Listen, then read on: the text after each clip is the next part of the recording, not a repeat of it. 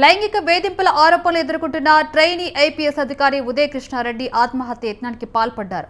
ఉదయ్ కృష్ణారెడ్డి ప్రస్తుతం ఎస్ఆర్ నగర్లోని ఓ ప్రైవేట్ ఆసుపత్రిలో చికిత్స అందుతుంది. ఇటీవల తనను వేధిస్తున్నాడంటూ ఓ మహిళ ట్రైనీ ఐపీఎస్ అధికారి ఉదయ్ కృష్ణారెడ్డిపై పోలీసులకు ఫిర్యాదు చేసింది. దీనిపై పోలీసులు దర్యాప్తు కొనసాగిస్తుండగా ఈ ఘటన చోటు చేసుకోవడం గమనార్హం.